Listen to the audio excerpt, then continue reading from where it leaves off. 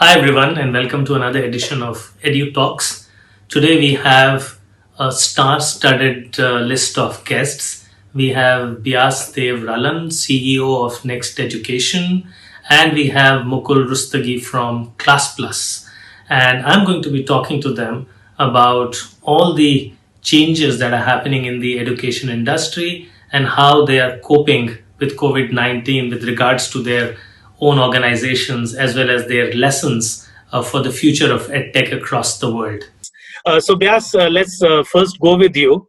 A little sort of, slightly more deep dive for maybe half a minute on what Next Education does and what do you think has happened? Now, everybody's perspective on what has changed is so different and so very interesting as I speak to industry leaders across. So, from a perspective of Beas Dev Ralhan and a perspective of Next Education, what are the challenges and opportunities today in front of us? Okay. See, Next Education has been in India from last 1 decade, and we have been trying to provide all the solutions which the schools need to run a K-12 school effectively. So much so forth that in the last 3 years we have taken over 25 schools where we run the academics ourselves. And today now, as an organization, as this world is changing, we are trying to prepare and set up how can school run the mixed learning environments, and we are trying to launch a product called Next Learning Platform, which will be a mixed learning environment, so which will help you seamlessly go from offline to online as and when you need to. So what has changed from my perspective? I think if interaction, all the education till now has been based on interaction, physical interaction, pretty much, especially at a very, very young age, right? It is based on students talking to each other, students working with each other, coming at a common place, teacher being able to see teachers. I think that fundamentally is going to change till the time at least this new environment shows up. How do you achieve the similar goals in a non-interactive manner? That's fundamentally the core of it. Second part is, especially that's true for India, is basically infrastructure. Look, all our infrastructures in schools was built around physical interaction. You see the big buildings, the AC buildings, and the swimming pools and the horse riding things, right? And now if suddenly you need better broadbands, better English speaking teachers, better presentable, because that's a reality, right? The fundamental infrastructure for schools might change, and that's going to pose a challenge because a parent has to be ready with at least 30,000 plus for a year now to have this online education. She needs at least a 10 to 15,000 rupee tablet or a computer. She needs 500 rupee fast broadband, and she needs 500, 700 rupees to pay for the platform. So the parent is looking at 25 to 30,000 plus expense. School is looking at 30, 40 lakh expense because it has to give laptop to every teacher. It has to give broadband to every teacher, and then it has to move a lot of its stuff online. So it might have to digitize its stuff. It has to figure out a lot of other things, right? So my thing is that in India, there's an added challenge that apart from behavioral change, there is a capital investment required at the time when everybody's stretched for capital. So those are the two challenges I see: non-interaction education and how to do capital investment in these troubled times. And Ralan, that's a very interesting perspective, and we'll come to that to discuss that a bit later in more detail. But you're shining light on one aspect that people have just ignored. In fact, there are millions of parents in the country who feel, well, what is online education? Some people calling it a gimmick and so on. But the reality is that it's very, very tough to do, very, very tough to execute. But let's go to Mukul. Mukul, you're at a different sort of end of the spectrum with regards to edtech and online, and I guess probably Classplus has always thought of online as a mantra for yourself. So, are you happy with what happened with not with regards to the virus, but with regards to the whole edtech revolution that is sweeping across the world right now? Yeah, I'll be super happy if this revolution stays without the pandemic. Like that would be my ideal state. So as Bess also pointed out, yes, there's definitely a rush in the market, whether it is about adopting online pedagogies, or let's say using digital as a tool, or let's say sharing content on a digital basis. All these things are typical behaviors which used to exist earlier. They just happen with a much more frequency right now. But on the same side, I think the more difficult part in this country so far, what we've experienced, more than customer satisfaction, I think customer awareness or education is the bigger problem. So as he correctly pointed out, like you'll not just have to educate him on how and why to use the infrastructure, which is typically what would happen in a normal economy within any segment, that you just have to pitch your solution. Now, in our segment also, we'll have to pitch him 5 ancillary other solutions which will help him use our solution. So it's a process which takes more bandwidth. It has obviously then more bottlenecks, and I think over the next 6 to 12 months, there would be definitely a mass literacy happening within all these teachers, schools, organizations, universities, colleges, everybody. And I think that education on infrastructure and how to arrange it, and this becoming a default part of this entire process, I think that is where the real revolution will kickstart. What we are just seeing might be just a trend. It might just be panic. It might just be anything.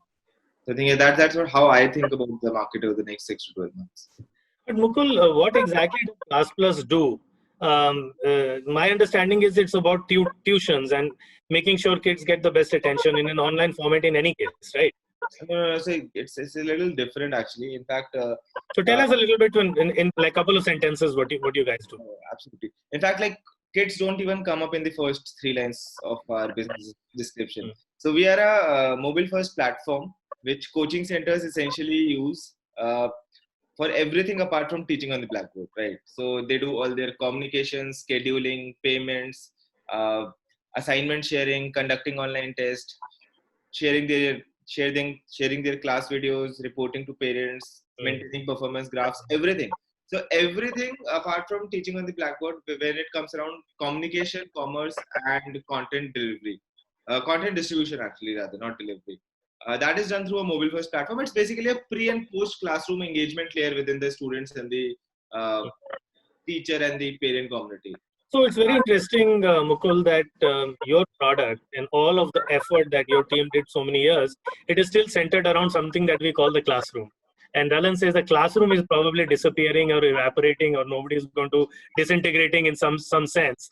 So you said that you're a happy man, but why aren't you a worried man right now? Because if kids can't go to school, they can't even go to tuition centers anymore. Yeah, so it's like saying that. It's like saying that what if the student can't reach the coaching center or the tutor? The tutor will reach to the student in a different format. Sure. And I think it's pretty simple. So, Ralhan, coming back to, your words are still sort of sinking into your psyche, because you said that schools are not going to open for a very long time, and the focus is shifting from these air-conditioned buildings and buses and massive campuses now to broadband and, completely different narrative, completely different paradigm.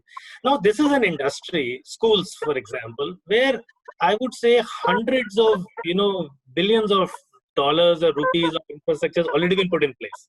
So one fine day to say that, hey guys, it doesn't work anymore, is catastrophic, right? It is almost like a tsunami hit the whole formal schooling industry. So reinventing this is not going to be that easy. The enormity of this problem is probably too big for just a few edtech players to solve. So do you think the edtech industry is also living in sort of some kind of a mirage that, we can solve this problem? No, you can't give kids like online lessons the whole day. Mm-hmm. See, that's what I'm saying. Look, their problems are huge. Like, imagine all the transportation buses being bought, right? And not being used for 6 months. It's like going to be a huge economic disaster, right? Now, imagine Indian government having to provide even a very, very simple device of 10,000 bucks to all the government students. That itself is a $14 billion investment. 10 crore students into 10,000 bucks. So yes. I'm thinking the changes in India has been underfunded in education infrastructure for quite some time. And we have our challenges as a country, very, very different ones. Look, we are still at a midday meal level, and those are real issues of real India, right? We are still at a sanitation school so that the girl students can show up, right? From there, suddenly saying we need to provide device to everybody and a connectivity to everybody because they can't come at one place. I think we will have to take a balanced view, and people might take certain risk appetite around it. But problems are, this is where the real world is. See, right? Look, problem is that, as I'm saying, people will find different segments. For example, play school was an invention which came in our times. I don't remember myself going to play schools, right? And I turned out all right. And I grew up in a house where my mother was illiterate. I mean, literally illiterate, never gone to school. And we turned out all right. So my take is that, some of the segments which came as a matter of prosperity and came as a more as a childcare than education might go away. Right? Everybody keeps on talking of Sweden model, but forgets that they don't send their kids to school till they're 7. So maybe we should adopt those aspects of things. So I'm saying is, I think models will emerge. It is going to lead to a lot of wealth destruction, but I think we are very capable of converting those schools into hospital, anyways, or hotels, right? They anyways look like that. Not that we need hotels. Probably hospitals rather than hotels at this stage. But I'm saying, look, guys, we might call people to schools. I'm not saying that we might not call people to schools, but I think the frequency has to decrease because it is not, we just don't have that space, right? Now, one might say, look, if India is 7 people are staying at a home and then they come to school also, what's the risk difference? So I'm saying is different models of risk might emerge. I am not that statistician. That has to emerge. But fundamentally, for an upper middle class, and especially those one kid, families, the risk of sending their kid and ended up with a disease is a huge, huge one. And those are the so different models, different people and different strata of society and different age groups might adopt. But schools will have to change. I don't think they have a choice right now. Given a choice, nobody wants to change, right? See, look at the big universities. They never wanted to change. So Harvard who has been talking all this time, nonsense for last 3 years, saying, online degrees can't be considered same as physical degrees, is doing online education from last 6 months. They made it free also now. Yeah, recently. They want to go on a record and say that this 1 year education is not same as, what they have been imparting education. Right? So I'm saying is people talk a lot of nonsense when they are in the position of privilege or in the status quo and making money. And when the disruption happens, they have to change. I wish I could have a better solution for it.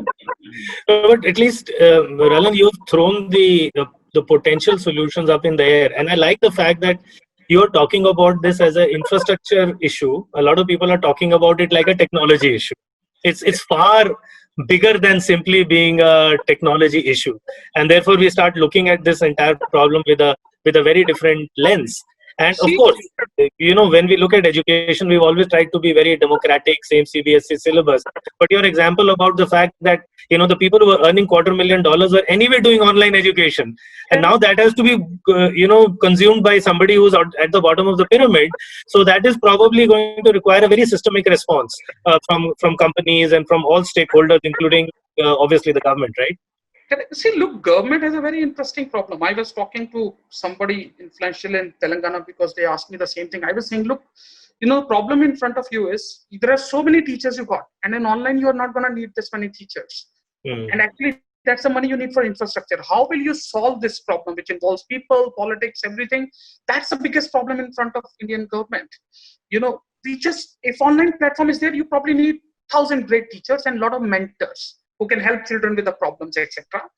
And those might be part-time jobs, and all that money has to pump into infrastructure. And that's the kind of thing, same way every private school also has to look at.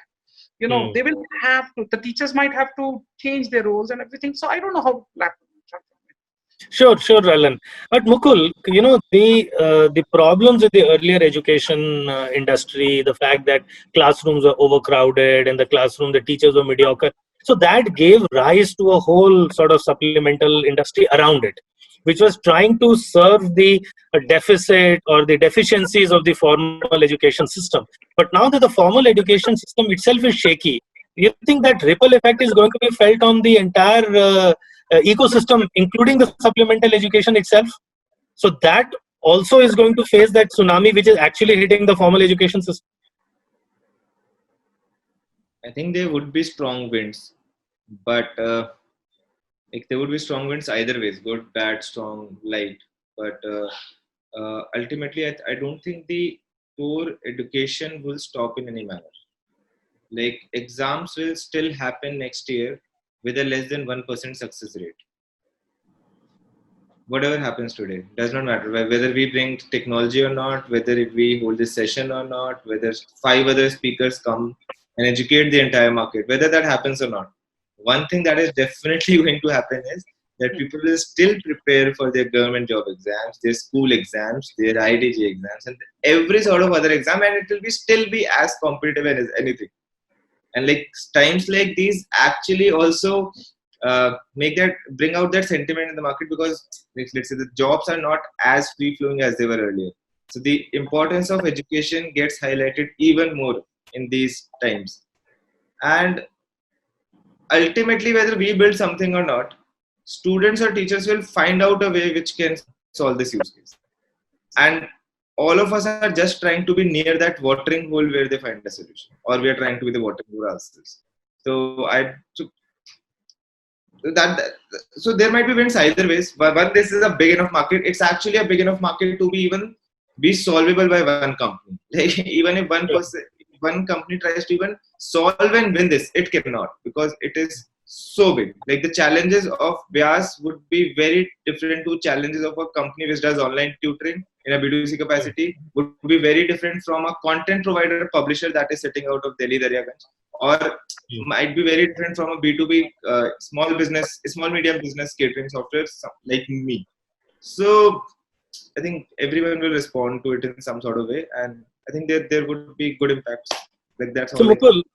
Mukul, one point that has always intrigued me, and especially I've been thinking deeply about this in the past 15 days or so. Now, we all used to love to criticize the education system. Okay, that this is wrong, that is wrong. Teachers are underpaid, enough teachers are not available. All kind of issues. In fact, a lot of people built businesses and fortunes because the education system was so pathetic. Okay, but now this is an opportunity for us as a human race or civilization to really do all the right things. And while one solution may not emerge, we really don't know. As Rajni is saying, the problem is too big to digest. What would you say, Mukul? Would you be a kind of wish list that, look, if we are changing, let us change these 3 things, okay, or these 4 things. The big things that you would love to see happening now in the education system. And sort of going back to your answer, you're saying, look, some things are never going to change. The same competition, the same jobs, but we don't know. We'll cover that topic as well. Maybe work from home might change the job scenario itself. But coming to the point of what's your wish list? If we are going to change and change is inevitable, what would you like to change? That's actually a great question. So the way I see pedagogy consists of 2 or 3 broad parts. One is the core teaching, which is the touch and feel of. There's a touch and feel between all 3 of us right now, whether the other 2 are able to understand what we're saying or not, right? And like had we been in a physical capacity, I would have also observed your body language and probably even done it. So one is that aspect. Second is the kind of content that any teacher uses when they deliver this pedagogy in real classrooms. And the third is the post classroom engagement layer. Like once a child is out of your classroom, spending 1 hour a day, then does he practice at home? How is his attention levels are? Does he get interested? Does he tell other people to do the same? So I think these are 2 or 3 broad ways in which I will define classroom pedagogy. I don't think touch and feel and core pedagogy can be changed as much. I think it can only be digitized. You can just enable teachers to go online in an easier manner. But if we just start envisioning that every teacher in an online format should start teaching in a different manner, I am pretty sure it won't happen, because it's so much a touch and feel thing. Content, yes, content would obviously move to a digital format, because like that is the easiest thing to do. And if you have a distributor of a content, which is the teacher itself, then it should not be a problem. And the third thing, which again comes in the wish list, is that there's a lot of ancillary activities that teachers essentially do. So right from tracking, and it's impossible for teachers to track students right now. Like earlier, they still had a sense of who's how much involved and how good they are doing by just looking at the language and body language in the class, which is not possible right now. So I think the core interaction between a student and teacher would be so much should be so much more than just being an hour like it used to be earlier. So I think these would be the 3 wish list. If I would have, they would be it. No, absolutely relevant points. Ralan, what's your wish list looking like? Okay. See, I think the first one is, I think this hands-off attitude of parents will change. I think the not involved education process is now gone. No longer you can just send your kid to pathways of the world and hope that he will get a gentleman back. I think that era is gone. So you will have to be involved, because so many activities which school could do or was doing, you will have to as a parent do. For example, all the experiential learning you will have to do with him. Maybe you'll have to do all the behavioral things with him, right? So I think the one change and I think that will be for good, because as a parent probably you can teach some of those things much faster and better than a lot of the schools. So that is, I think, one thing which will change. Second thing I think it will change is, I personally believe it will further democratize education, because I'm telling you, earlier if you could not go to quota, you had a significant disadvantage to the guy who was studying online, or at least people used to feel that way. If there cannot be physical congregation and everybody has to study online, probably, and the prices will drop off that for sure, right? It will not be requiring lakhs and lakhs to have a coaching class, right? Coaching classes should happen for 10,000 rupees a year, right? I mean, so those kind of price points and that kind of a lowering of overall education quality deliverance will probably bring a lot more people to a better education. Remember when we all started making digital content, all we did was we brought a great quality content to the student sitting in Manipur, to Kashmir, to any place, rather than him having to come to Delhi to have a teacher who can speak in English properly. So I think the democratization of education will happen, and I think it will have a lot more people compete effectively than the privileged lot. So that is second thing which will hopefully happen, should happen. Third, I think it will bring the long-standing infrastructure change in the country. I feel that digital revolution was half-hearted till the time the young of the country were not involved with it. I think the government will have to take the role of Jio now and subsidize the broadband so that the children can have it and have the education on it, hopefully, not TikTok. So let's see. So like we say, we need now air, water, and broadband. It's part of the roti, kapda, and makan list for essential commodities. I mean, if that would happen, that would be amazing. To digital infra so that you can learn will probably become another as important as RTE. So, Ralhan, great point about the fact that now parents simply can't outsource their learning anymore, and they're going to get far more involved, which will also expose the underbelly of the education system, because what happened inside the classroom remained inside the classroom. Now everything is getting, exposed. And in many cases, people are discovering that it's not as rosy as they thought it is from afar. And but I want to just focus in the last segment of this episode on two things which I think must be bothering you as entrepreneurs yourself. So both of you run your own organizations and you are entrepreneurs, and we have seen that the corporate sector has had a lot of difficulty in dealing with this. Your customers are closed, nobody's making payments anymore, people are getting laid off. So how have you particularly dealt with this huge challenge of COVID-19 with respect to your own enterprises? And what do you think, and what would be a message to a lot of people how to deal with this situation? See, look, as next, never had money, right? So we are used to being starved, right? So I keep on calling ourselves as a typical Indian company, never stomach full. But I think fundamental approach to life has been look, we are trying to tell, cash flow edit could not have come at the worst time. You have printed all the books, they're stuck in warehouse because they can't get distributed. You bought all the hardware, it could not get installed. I mean, if the lockdown would have happened in May, all of it would have been happy. But luckily for us, we were all right. We at least have a cash flow for 3-4 months to live with. Of course, we have made certain cuts wherever we could, and we have. And the idea is, I am hoping by June or so, schools will end up having platforms. See, frankly, I'll tell you, look, I don't advertise, and maybe I don't know whether I should tell it or not. Look, we teach right now more than 1 million kids online every day anyways. Okay, so at least I think 7 lakh, 8 lakh students do online lectures on our platform right now.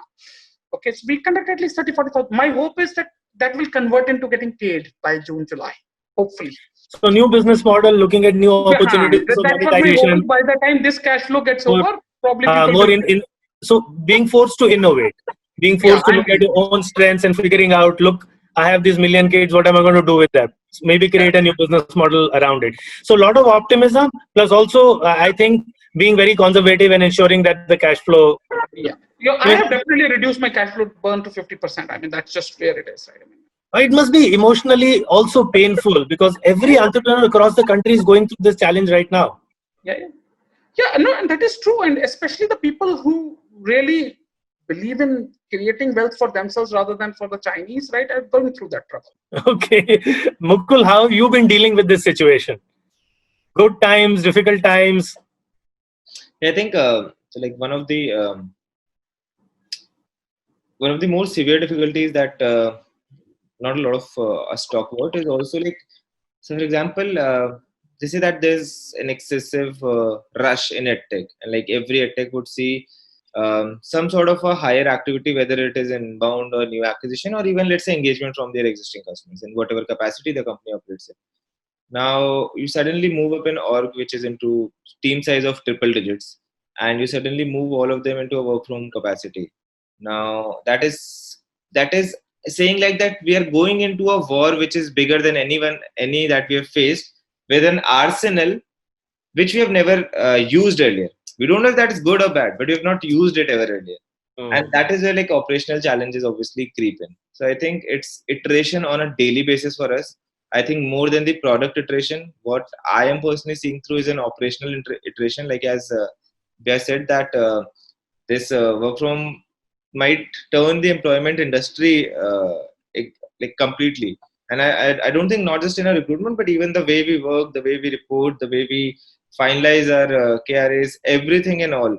A lot of like I could have moved in my office by 5 meters, and I can have pulled somebody and have a quick 15-minute chat and solved something, which is not the option right now. Like things take a little longer. And although I'm seeing that people are gradually becoming more accustomed with like Zoom meeting, like there's a lot of disciplinary behavior which was not there about virtual meetings when we started this. Now and that is now coming up. People are turning up on good things. They're articulating it a much better way. Very honestly, like not everybody is used to speaking on a webcam or let's say in a video conferencing and articulating well. So I think operationally we've been trying to iterate our policies, our procedures, our team structures. For example, we had a like everybody, there's a team structure which is concentrated at the top and then fat in the middle and then and so on. We actually thinned every team size by almost 80%, which basically means that instead of teams we started creating micro teams. So now there won't be 20 people inside a team which would need to coordinate within themselves. There would be 4 teams of 5 members each. So that was one thing that we did very much in the starting. And this obviously had a risk to the business because we started giving responsibilities to people which were not there. So I think operational challenges are there. There are definitely cash challenges and everything, like, but I can do really much about it. Like it will change when it have to change. The only thing that I can do is be prepared for it and like have a mitigation plan in place and ensure that if things go all right and if there's actually a rise, my team is ready to make the most of it. So I think product, team, and I think we can only focus on the factors which are under our control. Like other factors we can just mitigate, as Beas rightly said, that all of us have conserved our cash flows. Hirings have been obviously at a little slower end. So we're preventing cash, but focusing more on, let's say, increasing how efficiently we do our work. So Mukul, this is really interesting, and as a last question, I was sort of want to put this to both of you, that if every industry is going to cut down its costs, like Ralhan, you did 50%. I think that's fantastic. Mukul, you spoke about 80% thinning of the team. Are we going to see a massive rise in unemployment in this country? Because it's not just the two of you. Every single person that you speak to today is talking about how they've slashed headcount and manpower and costs. Today I saw news about TCS is saying 75% of their people are, I mean, that's as tech a company as can get, right? 75% people are going to work from home. So, offices are going to get empty and all the infrastructure around it, transportation, this, that, etc. So the impact goes far beyond our own little silos in which we which we operate. So do you think, we are prepared for this world? And normally we see that entrepreneurs are the people who always have the smartest answer, because they are the people who take a problem and try to solve it. So, on a larger perspective, beyond your own respective companies, how do you think the world is going to deal with this work from home challenge, and the traditional model of going to an office and working has been, I think, very successfully disrupted? I think that the final answer to that is, look, at least a large proportion of people don't need to go to office anymore. So Ralhan, starting with you first. Just one thing. Yes. I did not mean that we have. So just since it's a show, I'm telling. We've not thinned our team sizes by 80%. No. What I meant was that earlier, like my average sub team would, let's say, if they have, let's say, 20 people, now they would, let's say, have a 5. So we've okay. You reorganized yourself. Okay, fine. Structured the complete organization. I've not thinned my team by 80%. All right. Okay. All right. Point taken. For the record, yes. Okay, Ralhan. Okay, so I think, look, one thing is look, I think the micro societies connected to the world through internet will probably start getting them. So you will start having this, like, societies probably doing a lot more activities together. And, whereas we were in the good old world, right? When the distance becomes short, then a lot of infrastructure will need to be built around that. Now, suddenly you can't have 2 parks. Probably every society will need to have a park, or so you will have to have a, play activities. Those kind of things will emerge. But fundamental infrastructure, which has been built for physical interaction, will have to find some other way, because the physical interaction businesses are going for a toss. The world is not going to be able to end up having, probably tourism, or I call Instagram holidays. Maybe they will have to focus on meditation holidays. So I think people will find a way to spend their time in non-productive manners, which will rise to other kind of entertainment industry. And some of the industries were waiting, like movie release, right? I mean, it was just waiting for the lobby of, these all operators of cinemas, right, in US, etc., right, for to launch direct to home. They were having so much of bargaining power that they were stopping that innovation. Suddenly they don't have the bargaining power, and once that innovation happens, it's gone. It's over. And what will you do with all those cinema halls? Maybe you will create some AR VR gaming kind of centers eventually. I'm saying is innovation finds a way. If nothing else, we'll have a lot more green land. God knows we need more oxygen, right? So I'm saying is we will all figure out something. I'm not worried about destruction. I think destruction is inevitable. The world has been avoiding a lot of destruction with a lot of man-made power, whether it is increasing the age, whether it is increasing the business models, whether Google trying to control this thing, somebody trying to control all that. I think probably it will lose control of a lot of power centers in the world. And that typically, whenever happens as a good thing for the society. It lets a lot more innovation. So I see innovation happening over the next 5-7 years a lot more than what has happened in the last 10 years, especially like, technology led. Fantastic. So Ralhan, how have you been dealing with the lockdown yourself personally? Personally, I am realizing is that, children can learn much faster pace than we can teach them at, honestly. I'll tell you, we have made a primary curriculum, right? And I realized that my daughter could actually finish that off in a month rather than in a year. And you start realizing, okay, children can actually learn at their own pace. They can do so much better than us. So that's actually has been personal thing. Second, I realized I can do household work. It just a big time away from it. Okay, so developing multidisciplinary skills. Mukul, what's your final word on the world and lockdown for yourself? And I think a lot of behavioral patterns around us are going to change. Now we always say that a lot of workforces are going to work from home, but there's a hidden benefit in that it will also bring the cost structure down of the companies, which can help them fight the external battle about cash flows. So I think it's still a zero-sum game. What we as a race would learn from this is optimization. So earlier, like, we had resources, time, space, bandwidths at our whim, and like we could totally use them in whatever they, and we could have a lot of spillage, leakage, like whether in terms of cost or space. But I think now what I'm saying is that now we might have not realized it, but we have used the word optimize at least 15-20 times in this chat itself.